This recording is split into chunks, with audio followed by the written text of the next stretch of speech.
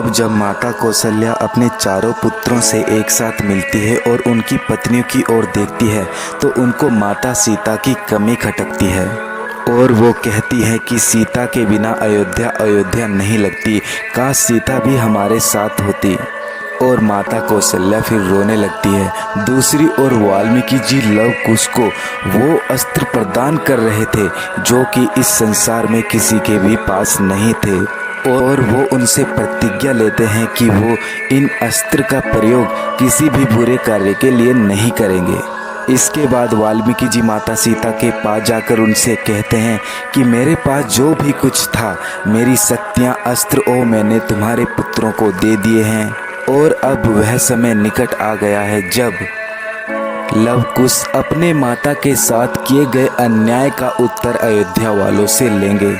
तो अब उसके बाद क्या होता है ये जानने के लिए मेरा नेक्स्ट। और वाल्मीकि जी माता सीता से यह भी कहते हैं कि जिस महाव्रत का अनुष्ठान मैं तुमसे करवा रहा हूँ उसके बाद अति शीघ्र तुम्हें पति के दर्शन होंगे, पुत्रों को पिता की प्राप्ति होगी और पिता को पुत्रों की प्राप्ति होगी। इस व्रत की पूजा वहाँ पर होगी जहाँ पर दो नदियों का संगम होता है।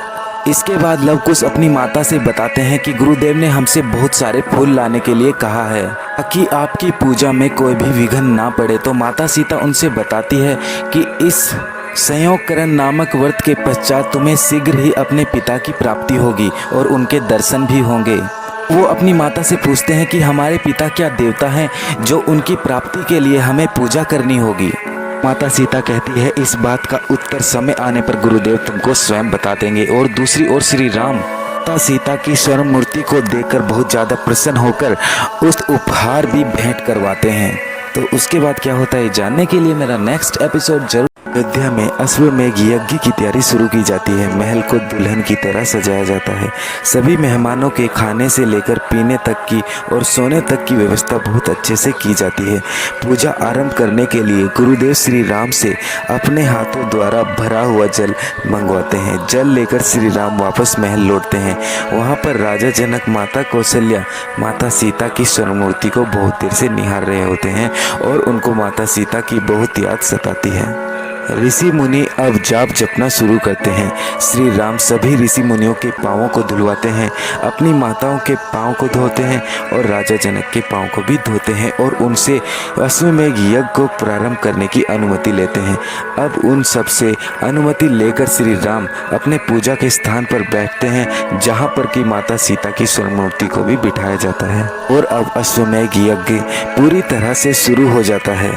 और अब यज्ञ के अश्व को पूजा तो अब जब यज्ञ के अश्व को पूजा के समीप मंगवाया जाता है तो श्री राम अश्व की पूजा करते हैं और शत्रुघ्न से कहते हैं कि जब तक यह पूजा समाप्त नहीं हो जाती तब तक तुम इस अश्व की सुरक्षा बहुत ही अच्छे से करोगे और अगर कोई भी अश्व को नुकसान पहुंचाने के बारे में सोचता है तो तुम उसका बेचिंत होकर वध कर सकते हो। और अब शत्रुघ्न राम का आशीर्वाद लेकर वहां से उस अश्व को लेकर निकल जाते हैं। दूसरी ओर लव और कुश माता सीता के व्रत को शुरू होने से पहले ताकि उनका व्रत सफलतापूर्वक समाप्त हो उसकी तैयारी में जुट जाते हैं। वो दोनों अपने अस्त्र शस्त्र चमकाने लगते हैं और माता सीता से वचन देते हैं कि आपके व्रत में कोई भी विघ्न नहीं पड़ने देंगे। तो अब आगे क्या होता है जानने के लिए मेरा नेक्स्ट एपिसोड जरूर देखना। Thank you.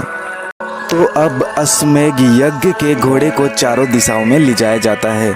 देश देश घूमते हुए लोग घोड़े को देख उसको हाथ जोड़ते और शत्रुघ्न की ओर भी हाथ जोड़ते। दूसरी ओर श्री राम दिन में यज्ञ करते और रात के समय ऋषि मुनियों से ज्ञान प्राप्त करते।